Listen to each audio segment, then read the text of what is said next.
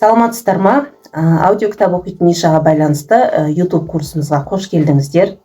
Әуелі ең алдымен мен өзім бұл салаға қалай келдім, сол жайлы айта кетейін.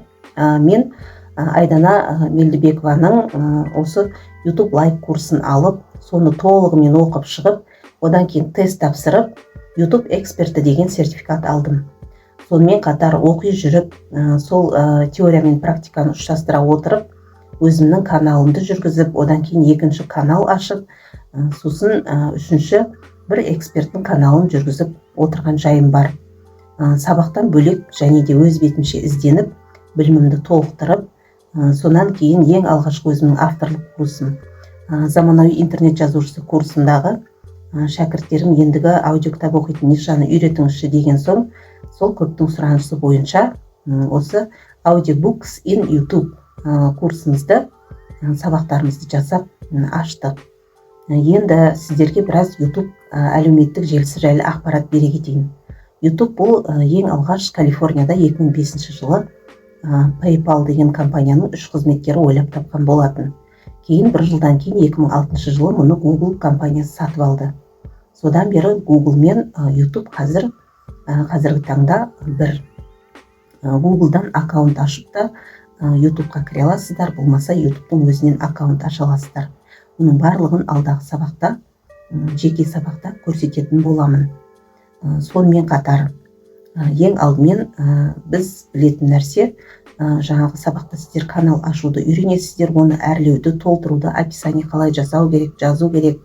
Осының барлығын көріп үйренгеннен кейін біз YouTube'қа видео түсіре бастаймыз, YouTube'қа видео қандай форматта түсіру керек. Мысалы, YouTube'да Shorts деген бар. Shorts дегеніміз бұл қысқа 1 минуттық видео.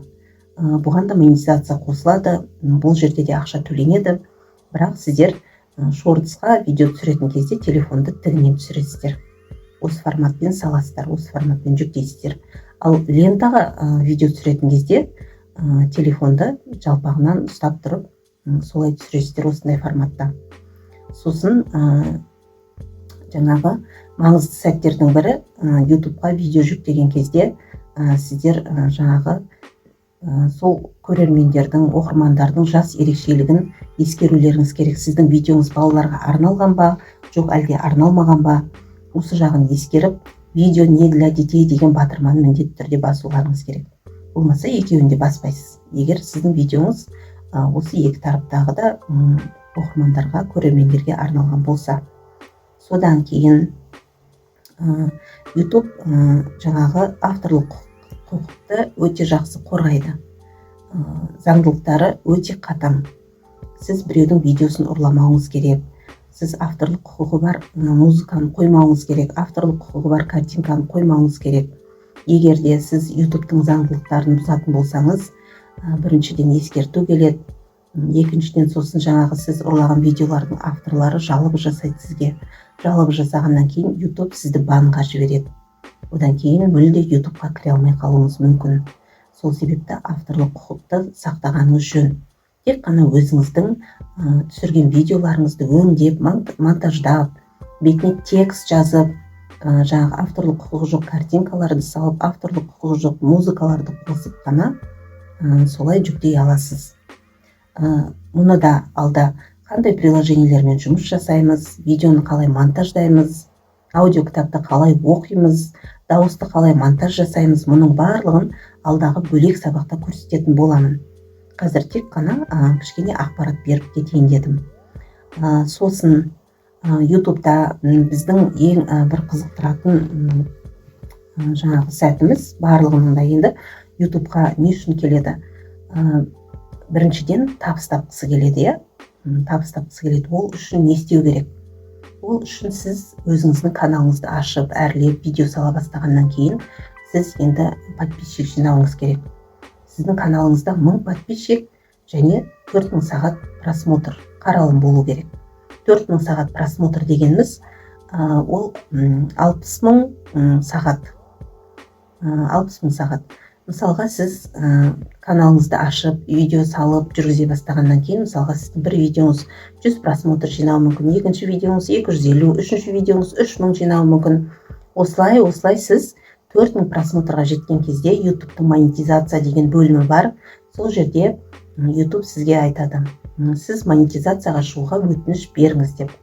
Сол кезде өтініш бересіз, двухэтапная аутентификация жасайсыз каналыңызда. Сонан кейін налог формасын толтырасыз. Сосын сізге Америкадан пин-код келеді. Сол пин-кодты енгізіп, өзіңіздің банк карточкаңызды тіркейсіз. Жаңағы мультивалютная. Соны тіркегеннен кейін уже келесі айда егер сізде $100 аса ақша жиналған болса, YouTube сізге сол ақшаңызды карточкаңызға салады. Содан кейін бұл жерде жаңағы порог дегеніміз, осы порог $100 жету керек сіздікі. Егер сіздікі келесі айда $100 жетпей қалса, қаралым аз болып, онда сіз келесі айда көбірек видео салып, қаралымды көтеріп, келесі айда өткен айдың ақшасымен бірге қосып ала аласыз. Бұл жерде ең маңызды бір сәт налог формасын дұрыс толтыру. Бұл бізде бөлек сабақ болады. Налог формасын дұрыс толтыруымыз керек. Болмаса, YouTube біздің табысымыздың 30%-ын ұстап қалады. Сол себепті налог формасын толтырған кезде мені қазақстандық контенттерден басқа жерлер қарамайды, мысалға американдықтар қарамайды деген сияқты өзіңіздің жаңағы мекен жайыңызды, өзіңіздің еліңізді барлығын дұрыс толтырып жіберуіңіз керек. Бұл бөлек сабақ болады. Одан кейін YouTube'да ақша не үшін төленеді деп көпшілігіңіздің көкейіңізде сұрақ болатын шығар. YouTube'да қалай ақша табады адамдар деп. Қаралым дегеніміз не деп. Мысалы, сіз бір видеоны қарап бастаған кезде басында реклама шығады, жарнама. Сіз сол жарнаманың астыңғы жағында, егер ол жарнаманы көргіңіз келмесе, белгілі бір уақытта, бір 2 секунд, 3 секундтан кейін пропустить деген батырма шығады. Сіз сол пропуститті басасыз да, видеоны ары қарай қарай бересіз. Сол кезде ортасына таман және бір жарнама шығады. Сіз және жаңағы пропустить деген батырманы басасыз. Міне сіздің видеоңызда да YouTube осындай әртүрлі YouTube'ға жарнама берушілердің жарнамасын қояды сіздің видеоңызға. Сол кезде сіздің видеоңызды қанша адам қарайды, қанша адам сол пропустит батырмасын басады, соған қарай сіздің ақшаңыз есептеледі. Осылай ақша төленеді YouTube'дан. Сол себепті сіз видео түсірген кезде адамдар сіздің видеоңызды соңына дейін қарауға стараться ету керек. Жаңағы YouTube'да удержание деген нәрсе бар. Сіз көрерменді ұстап қалуыңыз керек. Алғашқы секундынан видеоның сіз сол жерге күшті анонс жасауыңыз керек. Мысалға, мен әңгіме оқыған кезде бас жағында кішкене қысқаша мәлімет бере кетемін. Бұл әңгіме не жайлы? Сөйтіп адамдарды қызықтырамын. Сосын адамдар соны соңына дейін көруге тырысады. Бұл сіздің қаралымыңызды көбейтеді әрине. Менің әңгімелерім 20 минуттан аса болады. 30 минуттық, 1 сағаттық әңгімелерім бар. Сол себепті мен жаңағы қаралымды көбейтіп, сол көрерменді ұстап қалуым керек видеоның соңына дейін. Көрермен көп болу үшін, сіздің видеоңызға қызығу үшін мұнда превью деген нәрсе бар. Превью дегеніміз ол жаңағы сіздің видеоңыздың обложкасы. Көрерменді ең бір қызықтыратын осы сіздің обложкаңыз, превьюңыз. Сол превьюда қандай сурет болады, қандай сөздер жазылады, осы адамды қызықтырады. Сосын екіншісі тақырыбыңыз. Мысалға, мен кеше бір әңгімені жүктедім. Ол ене жайлы әңгіме болатын. Сонда мен тақырыпқа адамды қызықтыратындай былай деп жазып қойдым. Жас келін енесі мен күйеуінің алдына тамақты алып келген кезде олар тамаққа қарады да аңтарылып қалды деген сияқты. Сонда көрерменде ой болады, оқырманда. Не үшін аңтарылып қалды, тамағы қандай екен деген сияқты. Міне сондай қызықты бір тақырыптарды қоясыздар. Сонымен қатар маған мынандай сұрақ келген еді, бұл тек аудио кітап оқитын нишаға ғана байланысты ма деп. Бұл сабақ негізі аудио кітап оқитын нишаға негізделген, бірақ мен өз салам бойынша, өз қызметім бойынша, өз кәсібім бойынша YouTube канал ашып жүргізгім келеді деген адамдарға да бұл сабақ өте пайдалы болмақ. Бұл алғашқы қадам сіздің ютубқа канал ашып жүргізуіңізге. Ютубта біріншіден сіз өзіңізді жарнамалайсыз, одан кейін өзіңіздің тауарыңызды жарнамалайсыз. Бұл ютуб тегін жарнама алаңы.